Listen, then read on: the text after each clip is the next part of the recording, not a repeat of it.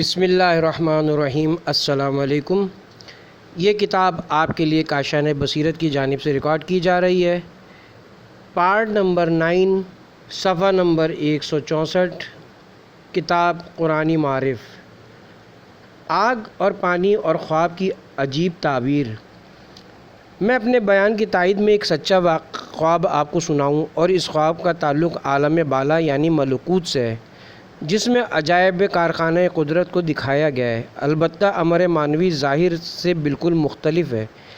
یہ علم تعبیر بھی خدا کی عطا ہے جو نسبتاً کم لوگوں کو عطا ہوا ہے، اور یہ علم تعبیر جنہیں عطا ہوا ان میں سے ایک ابن سیرین ہے۔ ایک شخص ابن سیرین کے پاس آیا اور کہنے لگا کہ میں نے ایک عجیب و غریب خواب دیکھا ہے۔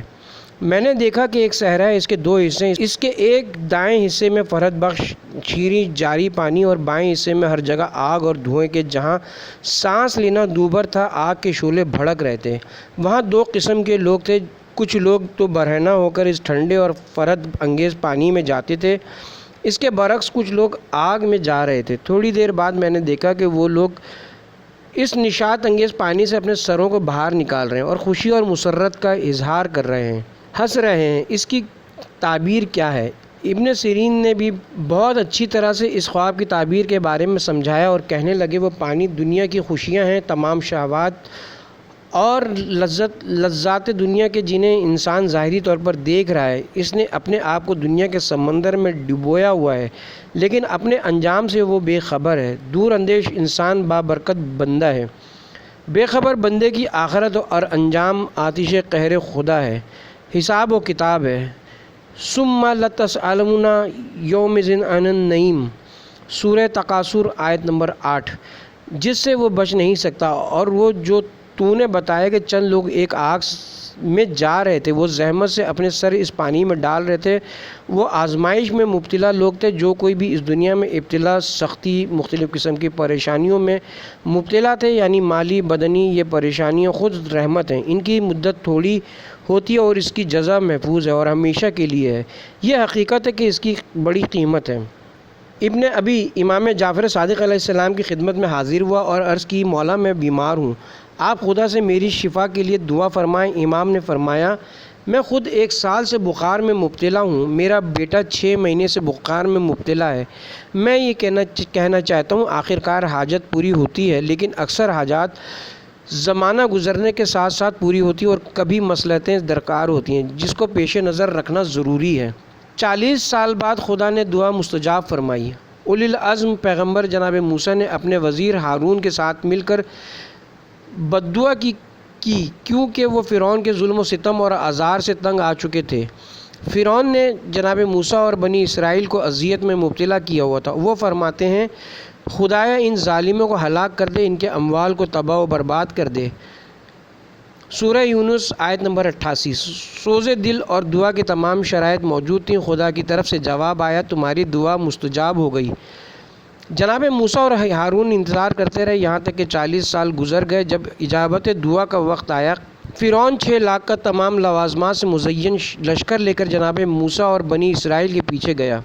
دوسرے یہ کہ ان لوگوں نے کس قدر ان بصیرت افرود اور معرفت سے پر آیات و بیانات کا مشاہدہ کیا، اور اس مدت کے دوران کتنے صابرین جزا سے بہرہ مند ہوئے۔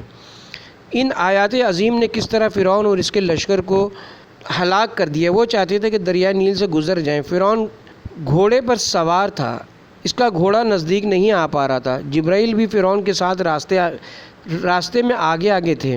فرعون کا گھوڑا بھی ابھی حرکت کر رہا تھا اور اجازت الہی سے دریا میں 12 راستے پیدا ہو گئے۔ جب فرعون کا پورا لشکر آخری سپاہی تک اس راستے میں پہنچ گیا تو پانی دوبارہ آپس میں مل گیا۔ فرعون اپنے لشکر سمیت غرق آب ہو گیا، ان کا کوئی سپاہی بھی نہ بچا۔ بالآخر حضرت موسیٰ اور ہارون کی دعا 40 سال بعد پوری ہوئی، یعنی خدا وعدہ تو کر رہا تھا، اجابت تو ہو گئی تھی، لیکن اس پر عمل درآمد 40 سال بعد ہوا۔ وہ خدا کی مصلحت تھی۔ اس مقام پر اس آیت کا موضوع بیان ہوا، وہ کافی ہے۔ باقی روایت دوسری آیت کے ذیل بھی بیان کی جائے گی۔ انفاق کا بدلہ دنیا میں کیوں نہیں ملتا؟ دوسری آیت جس کے بارے میں یہ سوال کیا جاتا ہے، خدا نے قرآن میں یہ وعدہ کیا کہ تم جو کچھ راہ خدا میں دو گے ہم اس کا بدلہ ضرور دیں گے، اسی دنیا میں دیں گے۔ اور آخرت میں اس کے علاوہ اس کا اجر محفوظ ہے۔ ثواب آخرت اور دنیا میں اس کا بدلہ۔ کسی نے کہا میں بار بار راہ خدا میں خرچ کرتا ہوں لیکن ابھی تک مجھے اس کا کوئی بدلہ نہیں ملا۔ امام نے فرمایا کیا تم یہ گمان کرتے ہو کہ خدا اپنے وعدے کے خلاف کرتا ہے؟ اس نے کہا نہیں، میں نے ایسا نہیں سوچا، لیکن مجھے نہیں معلوم میرے ساتھ ایسا کیوں ہوتا ہے۔ امام نے فرمایا جو کوئی حلال طریقے سے مال کمائے، کیونکہ بعض افراد حرام مال سے انفاق کرتے ہیں، یعنی ان پر واجب حقوق باقی ہوتے ہیں یا ابھی واجب ہوا ہی ہے اور نہ دے، تو یہ کس طرح ہو سکتا ہے کہ اس غضب شدہ مال میں سے انفاق کرے؟ یا فرض کرے بیوی اپنے شوہر کے مال سے اس کو اجازت کے بغیر انفاق کرے یا اولاد بغیر باپ کی اجازت کے خرچ کرے، جب تک وہ مال حلال نہ ہو اس کا کوئی فائدہ نہیں۔ اسی طرح مال میں ملاوٹ یا بغیر چھلکے کی مچھلی بیچنا، یہ معاملات اصلاً حرام ہے، یا چوری کرنا، اس مال سے انفاق کرنا۔ حلال مال کو حلال مصرف میں صرف کریں۔ جو کوئی جگہ دے رہا ہے وہ حلال ہونا چاہیے۔ آدمی جو بھی انفاق کرے وہ ہوائے نفس کی راہ میں نہ ہو، اگرچہ دیکھنے میں بہت اچھا کام ہے۔ اگر اس نے ریاکاری کی یا خواہشات کی پیروی کرتے ہوئے انفاق کرے، اس کا کوئی بدلہ خدا نہیں دے گا۔ اگر رائے خدا میں اس لیے دیں تو آپ کی ستائش کی جائے گی، ادھر لوگوں نے آپ کی تعریف کی، وہ عمل ضائع ہو گیا۔ اور اگر خدا کے لیے دیا، ادھر تم نے ایک درہم نہیں دیا کہ خدا اس کا عوض تمہیں دے گا۔ حاجی نور نے اس موضوع پر 40 واقعات نقل کیے ہیں۔ اگر میں اس موضوع کا مفہوم بیان کروں تو گفتگو بہت طولانی ہو جائے گی۔ بس اتنا سمجھ لیں کہ جو کوئی مال حلال کمائے، اس کو چاہیے کہ اس مال کو حلال کام میں خرچ کرے، یعنی خدا کے لیے خرچ کرے اور برمحل خرچ کرے، ضرورت کے وقت خرچ کرے، اسراف نہ کرے۔ اس میں کوئی شک نہیں کہ اس کا عوض ضرور ملے گا۔ خدا کے ساتھ معاملہ کرنے میں کوئی نقصان نہیں ہے۔ اگر آپ دیکھیں کہ اس کا کوئی بدلہ نہیں مل رہا تو سمجھ لیں کہ آپ کے مال میں کوئی خرابی ہے، یا آپ نے خدا کے لیے انفاق نہیں کیا، یا کسی غیر مستحق کو دے دیا ہے، ورنہ خدا اس کا عوض ضرور دیتا۔ صدقے کا عوض بعض اوقات آفت سے بچاتا ہے۔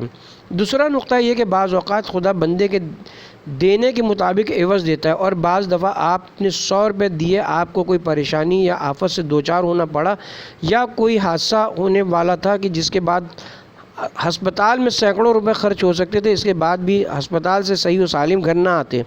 خدا تعالیٰ اسی وقت اس حادثے سے بچاتا ہے کیونکہ آپ نے 100 روپے صدقہ دیا تھا۔ بہرحال میں یہ کہنا چاہتا ہوں کہ بعض اوقات صدقے کا عوض حادثے سے بچاؤ کی صورت میں ظاہر ہوتا ہے۔ تقریر نمبر 27، حقیقی ایمان عمل سے جدا نہیں ہے۔ سورہ حدید آیت نمبر 19 اور 20۔ اس آیت میں ایمان سے مراد حقیقی اور واقعی ایمان ہے، نہ کہ زبانی ایمان جو کہ ظاہر میں ہوتا ہے۔ اس سے مراد ایمان قلبی ہے جس کے ساتھ خشوع قلب بھی شامل ہوتا ہے۔ اس میں کوئی شک نہیں کہ سچا ایمان بغیر قیود اور تسلیم اور رضا کے نہیں ہوتا۔ اگر انسان ایک واجب کام کو انجام نہیں دیتا تو اسی حساب سے اس کا ایمان ناقص ہے۔ ایک حرام کام کو ترک نہ کرے تو اسی حساب سے اس کا ایمان بھی ناقص ہے۔ ایمان کامل تصدیق بالجنان و عمل بالارکان ہے، یہ بغیر عمل کے ایمان ثابت نہیں ہوتا۔ یہ سب جھوٹا دعویٰ ہے۔ جو شخص خدا اور روز قیامت، روز حساب پر ایمان رکھتا ہے، وہ نماز نہ پڑھے اور ماہ رمضان کے روزے نہ رکھے، ایسا نہیں ہے کہ زبانی دعویٰ کرتا ہے۔ اگر کوئی خدا کی معرفت حاصل کرے تو اس پر لازم ہے کہ خدا اور رسول کی اطاعت کرے، قرآن کو پہچانے اور ان پر پختہ ایمان رکھے۔ کیا وجہ ہے کہ وہ روزہ نہیں رکھتا؟ معلوم ہوتا ہے کہ اس کا ایمان خراب ہے، کمزور ہے۔ بہرحال میرا کہنا یہ ہے کہ ایمان حقیقی بغیر عمل کے ثابت نہیں ہو سکتا، چاہے جتنا زیادہ ہو۔ یہاں جو پروردگار ارشاد فرماتا ہے والذین آمنوا، یعنی آمنوا تحقیقاً، صادقاً، خالصاً، مخلصاً، جس کے دل میں خدا اور اس کے رسول پر ایمان راسخ ہو گیا، صحیح اور سچا ایمان، اولئک هم الصادقون۔ روایت کے مطابق اس سے مراد وہ مومنین، شہداء و صدیقین کے ساتھ ملک ہوں گے، لہم اجر صدیقین و شہداء، ان کے لیے بھی وہی اجر ہے جو شہداء و صدیقین کے لیے ہے۔ صدیق بہت راست گو اور با کردار ہوتا ہے۔ صدیق اور شہداء کے معنی کیا ہیں؟ صدیق صیغہ مبالغہ ہے۔ صدق سے صادق یعنی سچا، سچا راستی کہتے ہیں۔ گفتار اور کردار میں جھوٹ نہ بولے، خلاف واقع اور خلاف حقیقت نہ بولتا ہو، ہر بات میں سچا ہو اور اس سے بدتر دروغ گو ہو، کردار میں برا ہو، جھوٹا ہو، صدق سے مراد کردار کا سچا ہو۔ خلاصہ یہ کہ قول و فعل میں کوئی تضاد نہ ہو، جو گفتار ہو وہی کردار ہو۔ اگر اس نے اپنے قول کے خلاف عمل کیا تو وہ جھوٹا کہلائے گا، یعنی اس کا عمل اس کے قول کی تصدیق کرے۔ اور دین میں صدق بہت اہمیت کا حامل ہے، زبان سے کہہ رہا ہے اللہ اکبر، خداوند عالم ہر چیز سے بزرگ و برتر ہے۔ عملی طور پر بھی وہ یہ ثابت کرے کہ خدا مال، بیوی، بچوں کے علاوہ جو چیزیں تصور میں ہیں ان سب سے بزرگ برتر ہے۔ مومن کے طور و طریقے میں بھی اس کلمے کی جھلک نظر آئے۔ انسان مال سے زیادہ مخلص ہے۔ سید بن طاؤس فرماتے ہیں بعض اوقات آدمی اپنے آپ کو رسوا کر لیتا ہے۔ کیوں؟ مثال کے طور پر آپ کسی شخص سے بات کر رہے ہیں تو آپ اس سے درخواست کریں کہ خدا کے لیے میری جان بخش دیں تو وہ قبول نہیں کرے گا۔ اگر 1000 روپے اس کے ہاتھ میں رکھ دیں تو وہ فوراً ایسا ہو جائے گا جیسے اس نے دیکھا ہی نہیں، وہ فوراً راضی ہو جائے گا، پیسے کی خاطر فوراً تیار ہو جائے گا، لیکن خدا کے لیے وہ بالکل توجہ نہیں دے گا۔ میرا مطلب یہ کہ کیا خدا ان روپوں سے بزرگتر نہیں ہے؟ بالکل انسان بے مروت ہو جاتا ہے، خوف خدا دل میں نہیں ہوتا، فوراً شیطان کے سامنے ہتھیار ڈال دیتا ہے، خدا سے زیادہ بندوں سے ڈرتا ہے، غیر خدا سے امید لگانے سے رسوا ہو جاتا ہے۔ جہاں خوف و رجا کا معاملہ آ جائے وہاں صدق نسبتاً سخت ہے۔ آدمی یہ خیال کرتا ہے اور کہتا ہے کہ میں خدا سے ڈرتا ہوں، لیکن کیا اپنے خدا سے زیادہ ڈرتا ہے یا فقر و فاقہ سے؟ بہت سے ایسے تاجر ہیں، ان سے آپ کہیں یہ معاملہ حرام ہے، وہ کہے گا میں مجبور ہوں، میرے پاس اور کوئی چارہ نہیں ہے۔ تو پھر خوف کس چیز کا ہے؟ بس رجا و امید صدق دل سے نہیں ہے۔ انسان جس چیز کے پیچھے بھاگتا ہے اس سے امید لگاتا ہے۔ جو نماز روزہ نہیں کرتے وہ خدا سے امید نہیں رکھتے۔ کوئی کار خیر نہیں کرتا، اس کا مطلب یہ ہے کہ وہ جنت کی امید نہیں رکھتے۔ جھوٹ بولتے ہیں اگر کسان کو امید ہو کہ اس زمین میں اگر بیج ڈالوں گا تو مجھے 100 دانوں کا فائدہ ہوگا، اور اگر کوئی یہ امید رکھے کہ میں 1 درہم راہ خدا میں خرچ کروں گا تو خدا مجھے 7 گنا زیادہ اس کا عوض دے گا۔ خدا سے معاملے میں کتنا فائدہ ہے؟ پس جو شخص راہ خدا میں انفاق نہیں کرتا وہ خدا سے امید نہیں رکھتا، پس وہ جھوٹ بولتا ہے کہ میں خدا کو مانتا ہوں۔ بہرحال رجا صدق ہے، اگر انسان کے دل میں پیدا ہو جائے تو وہ خدا کے لیے عمل کرنے کا تقاضا کرتی ہے، وہ عمل برائے خدا سے الگ نہیں ہے۔ اگر انسان کبھی کبھار جنت کو یاد کرے وہ جنت کا شوق ہے، وہ صرف زبانی ہے۔ اگر آپ اپنے دعوے میں سچے ہیں تو جنت کے لیے کوشش کیوں نہیں کرتے؟ جنت میں جانے کے لیے اپنے آپ کو آمادہ کیوں نہیں کرتے؟ عمل کے ذریعے تیاری کیوں نہیں کرتے؟ رسول خدا صلی اللہ علیہ وآلہ وسلم فرماتے ہیں خدا نے جھوٹ بولنے، غلط بیانی سے کام لینے والوں پر، بد زبانوں پر اور گالی گلوچ کرنے والوں پر، جن کو کوئی شرم و حیا نہیں، جنت حرام قرار دی ہے۔ ان لوگوں پر جنت حرام ہے مگر یہ کہ یہ اپنی اصلاح کر لیں۔ لعنت ہے اس مرد پر جو اپنے بچوں کے سامنے اپنی زوجہ کو گالی دیتا ہے، جو ایسا کرتا ہے وہ اپنے بچوں کو بھی گالی کا عادی بناتا ہے۔ صدیقین کے سردار علی مرتضیٰ کے ساتھ مشہور ہوں گے، تم اپنی زبان سے اقرار کرتے ہو کہ میں خدا کا بندہ ہوں تو اپنے عمل میں تو تکبر نہ کرو، اپنے آپ کو دھوکہ نہ دو، وہ تمہارے اعمال میں تکبر کا گمان بھی نہیں ہونا چاہیے۔ جب آدمی کہتا ہے ایاک نعبد و ایاک نستعین، میں تیری ہی عبادت کرتا ہوں اور تجھی سے مدد طلب کرتا ہوں، اجمالی طور پر مومن اپنے عمل میں سچا ہوتا ہے تاکہ صدیقین کے ساتھ مشہور ہوں، ان سچوں کے ساتھ ملحق ہو جائیں جن کے سردار اسد اللہ الغالب علی ابن ابی طالب علیہ السلام ہیں۔ ہمارے مولا کے القاب میں سے ایک لقب صدیق بھی ہے، کیونکہ آپ صدق و صفا کے پیکر رہے، کیونکہ آپ نے اول سے آخر تک ہمیشہ سچائی سے کام لیا اور اپنے عمل میں، اپنے قول میں، فعل میں، اپنے طور طریقے میں ایک لمحہ بھی زندگی کے راستے سے الگ نہیں ہوئے۔ اے علی کے شیعہ، اگر تم نے بھی اپنے مولا کی روش صدق اختیار کی تو ضرور ان کے ساتھ ملحق ہو جاؤ گے۔ امیر المومنین سید الموحدین صدیق اکبر فاروق اعظم اسد اللہ الغالب علی ابن ابی طالب علیہ السلام کے ساتھ انشاءاللہ ملحق کیے جاؤ گے۔ ایک شخص رسول خدا کے پاس آیا اور اس نے عرض کی، یا رسول اللہ، میرے وطن سے مدینے کا فاصلہ بہت زیادہ ہے، کوئی ایسا جامع جملہ مجھے نصیحت فرمائے تاکہ میں اس پر عمل کروں۔ آپ نے فرمایا، حفظ لسانک، اپنی زبان کی حفاظت کرو۔ پھر اس نے پوچھا، اور کچھ فرمائیں؟ پھر آپ نے وہی جملہ فرمایا۔ اس عرب نے پوچھا، یا رسول اللہ، آپ نے تینوں دفعہ ایک جملہ تکرار فرمایا، اس کی کیا وجہ ہے؟ آپ نے فرمایا، آیا کوئی اور چیز ہے جو آدمی کے کھیت کو جہنم کی آگ سے جلا ڈالتی ہے؟ اپنی زندگی کی کھیتی کو انسان خود اپنی زبان سے آگ کی نظر کر دیتا ہے۔ اپنی زبان سے بہت ہوشیار رہو، کبھی کبھار یہی زبان کفر بکنے لگتی ہے۔ یہی زبان کبھی کسی کا دل دکھاتی ہے، کسی راز کو فاش کر دیتی ہے، ایک جملے سے آگ لگا دیتی ہے۔ میرا مطلب ہے یہ سچائی ہے جو انسان کو ان تباہکاریوں سے بچا سکتی ہے۔ انشاءاللہ آپ شیعان حیدر کرار اپنے صدیق اکبر کی خدمت میں جانا چاہتے ہیں تو آئیے ایمان کی صداقت عمل کے ساتھ پیدا کریں، حتی الامکان سچ بولنے کی کوشش کریں، اپنے خدا اور رسول اور امام کے ساتھ اور خلق خدا کے ساتھ سچ بولیں۔ مومنین میں صلح کرانے میں جھوٹ کی ممانعت نہیں ہے۔ چند موارد ایسے ہیں جہاں شریعت نے جھوٹ کی اجازت دی ہے۔ ان میں سے ایک دو گروہوں میں صلح کرانا ہے۔ آپ صلاح بین الناس میں جھوٹ بول سکتے ہیں۔ میاں بیوی کے درمیان یا ہمسائے کے درمیان یا دو مسلمانوں میں اگر تنازع ہو جائے اور ان کی صلح کرانے میں دونوں طرف سے جھوٹ بولنا پڑے تو یہ جائز ہے۔ حالانکہ جھوٹ گناہ کبیرہ میں سے ہے، لیکن صلح کراتے وقت بہت اچھا عمل ہے۔ اس کی تشریح جاننے کے لیے ہماری کتاب گناہ کبیرہ ملاحظہ فرمائیں۔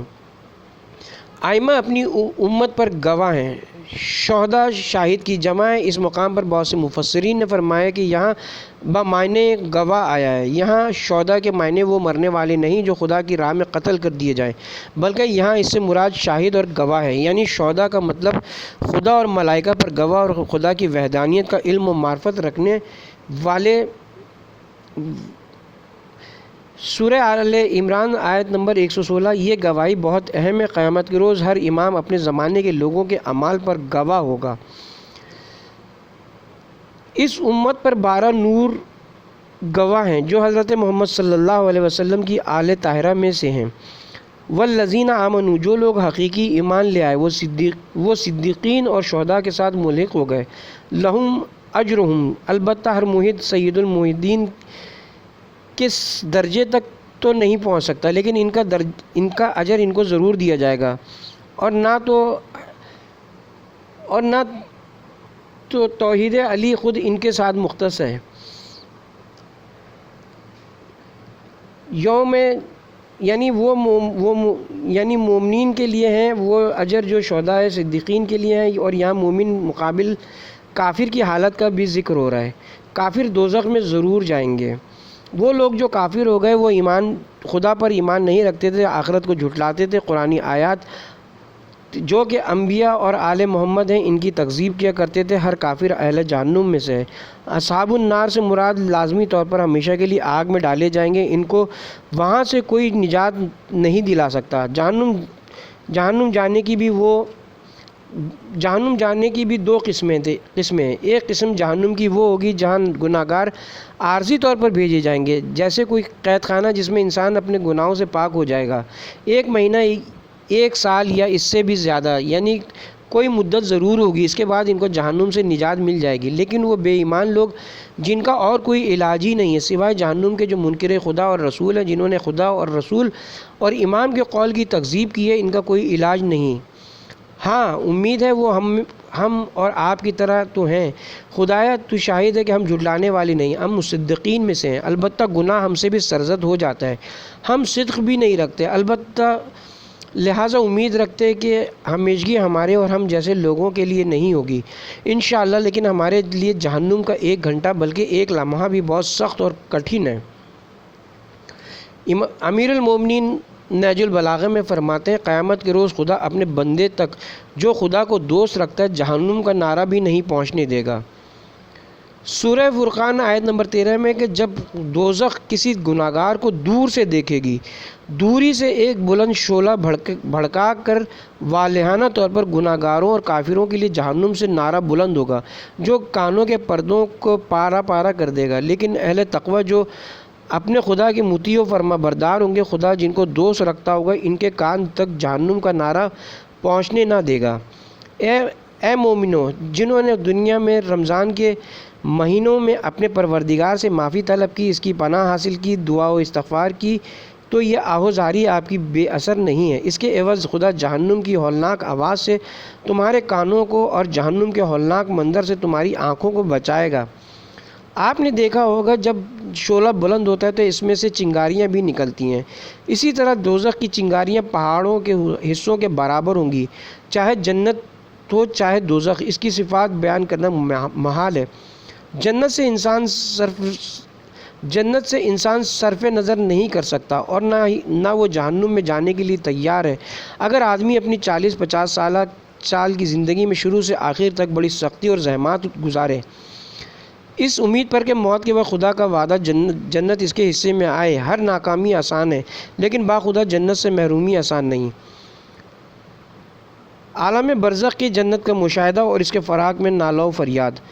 مرحوم شیخ محمود عراقی، جو شیخ انصاری کے شاگردوں میں سے تھے، کتاب دارالسلام کے آخر میں لکھتے ہیں، میں ایک رات مدرسہ صدر کی چھت پر بیٹھا تھا کہ میری آنکھ لگ گئی۔ عالم خواب میں کیا دیکھتا ہوں کہ میں عالم برزخ میں ہوں، اور مجھے اس مقام کا مشاہدہ کرایا گیا جہاں میں مرنے کے بعد جاؤں گا۔ وہاں میں نے انواع و اقسام کی نعمات، بہترین مہمان نوازی اور عیش و عشرت کا مشاہدہ کیا۔ خلاصہ یہ کہ اتنا دل فریب منظر تھا کہ میں نے اسی حال میں عرض کی، پروردگار میں دوبارہ دنیا میں جانا نہیں چاہتا۔ مجھے بتایا گیا کہ یہ نہیں ہو سکتا، ابھی بہت جلدی ہے، تمہارا وقت ابھی نہیں آیا۔ جب بیدار ہو کر میں ہوش میں آیا میں اس جنت نظیر عالم برزخ کے فراق میں بہت رویا اور نالہ و فریاد کرنے لگا۔ ایک اور نیک مومن نے بھی عالم برزخ کا مشاہدہ کیا، اور جب وہ دنیا میں واپس آیا تو 2 مہینے تک اس کے فراق میں گریہ کرتا رہا۔ اس برزخ کی جنت کی جدائی میں وہ مقام جو مرنے کے بعد مومن کو ملے گا، بالآخر وہ بندہ خدا 2 ماہ بعد اس دار فانی سے کوچ کر گیا۔ ہم اور آپ نے کیونکہ اس کی شادابیوں کو نہیں دیکھا ہے، اس لیے ہم اس کا ادراک نہیں کر سکتے۔ اور وہ صفحات قرآن جس میں خدا نے جنت کا ذکر فرمایا ہے، خدا نے 7 آسمانوں کو قرآن میں کھیل تماشا قرار دیا ہے، کیونکہ اس کی کوئی حیثیت نہیں ہے۔ اس کرۂ زمین پر جو کچھ ہے یا جو حکومت ہے، درسری کے سوا کچھ نہیں۔ لہو لعب، کھیل کود، یہ سب بیکار سرگرمیاں۔ ہاں، اگر آپ کو ملک چاہیے، اقتدار چاہیے، تو وہ مرنے کے بعد میسر آئے گا۔ اپنے خدا کو بزرگ و برتر جانے، یہی سب سے بہتر ہے۔ یہ کوئی مذاق نہیں ہے کہ ہمارے سرور و سردار بزرگان دین، ہمارے ائمہ اس دار فانی سے کیوں دل نہیں لگاتے تھے، کیوں گریہ فرماتے تھے، کیوں نالہ و فریاد کرتے تھے؟ کیونکہ وہ اس ہمیشہ رہنے والے عالم بالا کا مشاہدہ کر چکے تھے۔ ابو حمزہ صومالی کی دعا میں ہے، اس عالم کی حالت ہی یکسر اس دنیا سے مختلف ہے۔ انسان اس دنیا میں اس بہشت کی حقیقت کا ادراک نہیں کر سکتا۔ جو کر سکتا ہے، جو کوئی جس عالم میں بھی ہو وہ اس عالم بالا کی حقیقتوں کو درک نہیں کر سکتا۔ اسی طرح جس طرح کوئی بچہ اپنی ماں کے شکم میں رہ کر باہر کی دنیا کا ادراک نہیں کر سکتا، اور کوئی زمین والا عالم بالا کو درک نہیں کر سکتا، مگر یہ کہ خدا و رسول و آل رسول تصدیق کریں۔ بہرحال بہشت ایسا مقام نہیں ہے کہ جس کو نظر انداز کر دیا جائے۔ آپ کے آنسوؤں سے انفاق کرنے سے، اس قدر پشیمانی کے اظہار سے کہ آپ کے گناہ دھل جائیں، اس طرح آپ اپنی جنت سنوار سکتے ہیں۔ اپنا تزکیہ کر لیں، ہر کثافت گناہ سے پاکی ضروری ہے۔ میں نے کل عرض کیا تھا، رسول خدا نے فرمایا کہ عورتیں زیادہ تر جہنم میں جائیں گی، مگر یہ کہ آپ اپنے آپ کو رائے خدا میں انفاق کر کے اپنے آپ کو جہنم سے رہا کروا لیں۔ جو کچھ آپ کے پاس ہے وہ خدا کی رضا میں صرف کریں، تاکہ خدا آپ کے گناہوں کو معاف کر دے اور اس انفاق کا عوض عطا کرے۔ ہر انسان اس پر خود ہی غور و فکر کر سکتا ہے۔ ہم سب کو اپنی عاقبت سے ڈرنا چاہیے۔ آپ یہ دعویٰ نہ کریں کہ میں شیعہ ہوں۔ مومن کا میزان قلب ایمان و تقوی ہے، کوئی یقین سے یہ نہیں کہہ سکتا میں با ایمان دنیا سے رخصت ہوں گا۔ آپ کو کیا معلوم، بقول شیخ شوستری میں اپنی عمر کے آخری گھنٹوں سے ڈرتا ہوں کہ وہ گھڑی بدترین گھڑی ہوتی ہے۔ میں ڈرتا ہوں کہ ایسا نہ ہو میرے مرنے کے بعد جو تابوت لایا جائے اس میں آگ بھری ہوئی ہو، میرا کفن، قبر، زمین، آسمان، خوراک، لباس، جس طرف رخ کروں آگ بھری ہوئی ہو۔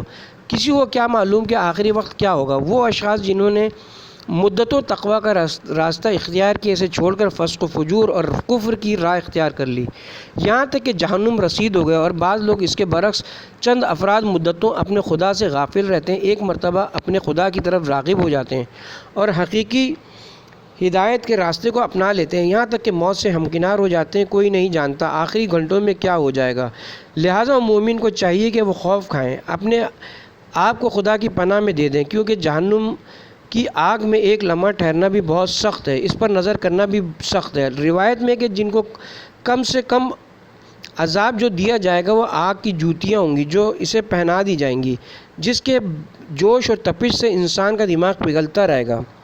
ذرا تصور کریں اس ذوف کے عالم میں آپ اس آگ کی تپش کو برداشت کر سکیں گے؟ خواتین آخر کیوں اپنے پیروں کو نامحرموں کے سامنے ظاہر کرتی ہیں؟ کیا آپ کو خوف نہیں کہ آگ کی جوتیاں پہنا دی جائیں گی؟ بے پردہ سڑکوں پر جانا آتش جہنم کو دعوت دینے کے مترادف ہے۔ آپ چاہتی ہیں کہ آپ خود ان جوانوں سمیت جن کے سامنے بے پردہ ہوتی ہیں آگ میں ڈال دی جائیں۔ کیوں فتنہ پھیلاتی ہیں؟ کیوں آتش فساد بھڑکاتی ہیں؟ کیا آپ کو خدا کا کوئی خوف نہیں؟ آپ کتنی بے باک ہیں۔ پرانے زمانے میں خوف خدا زیادہ ہوتا تھا، اس زمانے کے لوگوں کے گناہ آج کل کے زمانے کے لوگوں کی طرح نہیں تھے۔ خوف اس دور میں ناپید ہو چکا ہے، ہر چیز سے ڈریں گے لیکن گناہ سے خوف نہیں کھاتے۔ اولئک اصحاب النار خالدین فیہا، یہ آیت ان لوگوں کے لیے جو دنیا سے بے ایمان رخصت ہوئے ہیں، لیکن وہ لوگ جو با ایمان دنیا سے رخصت ہوئے ہیں لیکن انہوں نے اپنے آپ کو گناہوں سے پاک نہیں کیا، وہ ہمیشہ جہنم میں نہیں رہیں گے، بلکہ گناہوں کے بھی مراتب ہیں۔ روایت میں کہ موت سے پہلے خداوند عالم مومن کو آزمائشوں میں مبتلا کرے گا تاکہ وہ مصیبت و امتحان کی ان کے لیے گناہوں کا کفارہ ثابت ہو، گناہوں کا کفارہ قرار پائے۔ جب وہ مرتا ہے تو اس پر بوجھ ہلکا ہو جاتا ہے اور ان آزمائشوں سے بھی پاک نہ ہو تو جان کنی کے وقت خدا دیر کرتا ہے تاکہ اس کے گناہوں کا بوجھ ہلکا ہو جائے۔ اگر اس سے بھی اس کے گناہ زیادہ ہوں تو امام زین العابدین علیہ السلام فرماتے ہیں کہ اسے برزخ میں ٹھہرایا جاتا ہے۔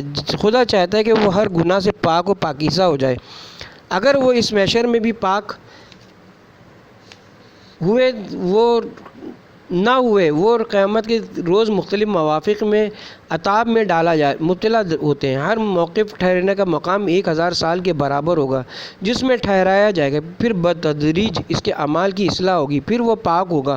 مجھے نہیں معلوم کہ یہ مدارج کون سے گناہوں کے بعد طے ہوں گے، مگر میں اتنا جانتا ہوں کہ یہ گناہ قلبی گناہ ہوں گے، مثلاً تکبر، حسد یا اسی قسم کے گناہ جن کی وجہ سے سالوں موقوف کیا جائے گا۔ اگر ان مواقف میں بھی اگر وہ گناہوں سے پاک نہیں ہوا تب اس کو جہنم میں ڈالا جائے گا، وہاں پہنچ کر اس کو اتنا عرصہ رکھا جائے گا کہ وہ باقی گناہوں سے پاک ہو جائے، پھر جب پاک ہو جائے گا تو اس کو جہنم سے نکال لیا جائے گا۔ شفاعت اہل بیت اور رحمت خداوندی، یہ موضوعات قاعدے کی روح سے ہیں، ان پر تبصرے کی ضرورت ہے، مگر یہ کہ شفاعت اس تک پہنچ جائے، اور شفاعت بھی فضل خدا ہے۔ موت سے لے کر آخر انجام تک نہ جانے کب امام حسین علیہ السلام اپنا لطف و کرم فرمائے، کب خدا ان بزرگان کی فریاد رسی کرے، یہ اللہ ہی جانتا ہے۔ ہماری امیدیں بہت زیادہ ہیں۔ امام رضا علیہ السلام نے فرمایا کہ جو کوئی میری قبر کی زیارت کرے گا میں 3 بار اس کی زیارت کو آؤں گا۔ تقریر نمبر 28، سورہ حدید آیت نمبر 20۔ حقیقت شناسی انسان کی خصوصیات میں سے ہے۔ قرآن مجید کی خصوصیات میں سے حقائق کو اشکار کرنا اور واقعات کی نشاندہی کرنا، یعنی علم حقیقی کا پہچاننا ہے۔ اشیاء کے ظاہر کو جاننے میں انسان حیوانات کے ساتھ شریک ہے، لیکن ان اشیاء کی حقیقت کو جاننا صرف انسان کی خصوصیات میں سے ہے۔ اشیاء کی ذات اور حقیقت جو اس میں پائی جاتی ہیں اس کا جاننا بہت اہم ہے۔ پروردگار عالم اس آیت مبارکہ میں مسلمانوں کو 2 عالم دنیا و آخرت کی حقیقت کو پہچانوانا چاہتا ہے۔ وہ یہ بتانا چاہتا ہے کہ دنیا کیا ہے اور آخرت کسے کہتے ہیں؟ سب سے پہلی بات یہ ہے کہ دنیا اس زمین کی زندگی کو کہتے ہیں جہاں انسان کی پیدائش سے لے کر موت تک کے عرصے کو دنیا کہتے ہیں۔ عقبہ اور آخرت موت سے لے کر زمانہ تا ابد کو کہا جاتا ہے، اس کو آخرت بھی کہتے ہیں، جو دنیا سے متصل ہے، یعنی آخرت دنیا آخرت کا اول ہوتا ہے۔ طلوع قیامت انسان کے موت کے وقت سے شروع ہوتا ہے، اس عرصے کو دنیا کیوں کہتے ہیں؟ دنیا کے معنی نزدیک تر یا پست تر ہیں۔ دنیا بروزن صغرا ہے، جس کے معنی نزدیک تر یا یہ کہ دنیا وہ طایات سے پستی کے معنی میں آتی ہے۔ دنیا یعنی پست تر اس عالم عقبہ کی نسبت جو حقیقت پر مبنی ہے، اور یہ دنیا پست اور رذیل ہے۔ خلاصہ یہ کہ دنیا یعنی آخرت کے علاوہ مادی زندگی کو کہتے ہیں۔ امور آخرت سے قطع نظر پروردگار نے اس آیت میں 5 عنوانات کا ذکر کیا ہے کہ آدمی اس مختصر سی عمر میں ان 5 میں مشغول ہے۔ اول لعب، دوم لہو، سوم زینت، چہارم تفاخر، پنجم تکاثر۔ آدمی کی زندگی آخرت کے علاوہ ان امور میں سے ایک سے وابستہ ہے۔ لعب ایک محنت طلب لیکن بے فائدہ کام ہے۔ لعب فارسی میں بازی کو کہتے ہیں، یعنی زحمت، مشقت، محنت، تکلیف اٹھانا لیکن بے فائدہ، جس کا کوئی نتیجہ نہ نکلے، ایسے کام کو لعب کہتے ہیں۔ 2 بچوں کی طرح جو آپس میں کشتی لڑتے ہیں، ایک بچہ دوسرے کو زمین پر گرا دیتا ہے جس سے دونوں کو کچھ بھی حاصل نہیں ہوتا۔ آپ کی ذلت میں کوئی ترقی اور کمال پیدا نہیں ہوتا۔ اگر یہ زور آوری کا کمال ہے تو یہ کام تو ایک گائے آپ سے بہتر کر سکتی ہے۔ ایک بھیڑیا، اونٹ، ہاتھی ایک پہلوان سے زیادہ طاقتور ہوتے ہیں، پس زور آوری تو کوئی کمال نہیں ہے۔ کھیل یعنی محنت طلب کام لیں، بے ثمر، بے فائدہ۔ کوئی کہہ رہا تھا کہ بچے کھیل کود کی فلمیں زیادہ دیکھتے ہیں، جو کام بھی آپ کرنا چاہتے ہیں وہ سمجھ کر کریں کہ یہ درست اور عاقل لوگوں کا کام ہے یا نہیں۔ اگر آپ دیکھیں کہ اس کام میں عورتیں اور بچے دلچسپی لیتے ہیں تو جان لیں کہ وہ کھیل تماشے کے علاوہ کچھ نہیں۔ آپ بچپن میں مکان بناتے تھے، صبح سے شام تک اس میں لگے رہتے تھے، اور جب رات کو گھر جاتے تھے تو اسے خراب کر دیتے تھے اور اپنے گھر چلے جاتے تھے۔ اب بھی آپ یہی کرتے ہیں۔ 70-80 ہزار سرخ مٹی کی اینٹیں، ان کو گارڈر یا بیم پر رکھ کر اتنی زحمت اور خون جگر کے ساتھ ایک سر چھپانے کا مکان تعمیر کرتے ہیں، اور بالآخر زحمات کے بعد بیمار پڑ جاتے ہیں۔ اتنی محنت کیوں کرتے ہیں؟ آپ کو کتنے مکان چاہیے؟ یہ مکانات کی زیادتی کھیل تماشا نہیں تو اور کیا ہے؟ یہ سب لعب ہے۔ اپنی ضرورت اور حد سے زیادہ عمارتیں کھڑی کرنا یہ بے فائدہ اور بیہودہ کام کے علاوہ کچھ نہیں ہے۔ موت اور کھیل کا خاتمہ۔ لعب ایک محنت طلب اور تکلیف دہ کام سے عبارت ہے جس کا کوئی عقلی ثمر حاصل نہیں ہوتا۔ آخر کب یہ لوگ کھیل تماشے سے باز آئیں گے؟ موت کے وقت زندگی کا سورج غروب ہونے لگے گا۔ اس وقت یہ لوگ سمجھیں گے کہ ان بچوں کی طرح جو کھیل کود میں مشغول ہو جاتے ہیں، تمام چیزوں سے بے نیاز ہو کر اپنے کھیل میں مگن رہتے ہیں، اپنے کپڑوں کو تبدیل کر کے ایک طرف رکھ دیتے ہیں، چور آتا ہے ان کے لباس چرا کر لے جاتا ہے۔ ان بچوں کو خبر بھی نہیں ہوتی۔ جب شام کا اندھیرا پھیلنے لگتا ہے تو وہ مجبوراً اپنا کھیل ختم کر کے گھر جانے کے لیے تیار ہوتے ہیں۔ دیکھتے ہیں کہ ان کا لباس اور سارا سامان چور لے گیا۔ اب اس حالت میں وہ اپنے ماں باپ کے پاس کیسے جائیں گے؟ اے وہ لوگوں جو دنیا کے کھیل تماشے میں سرگرم ہیں اور اپنی موت تک اسی کھیل میں مشغول رہتے ہیں اور کچھ توجہ نہیں دیتے۔ جب تمہاری عمر کا آفتاب غروب ہونے لگتا ہے تب سمجھ میں آتا ہے کہ جب قبر کی طرف جانے لگتے ہیں تو خیال آتا ہے کہ لباس سے تقویٰ کہاں گیا، اس کا کیا کیا؟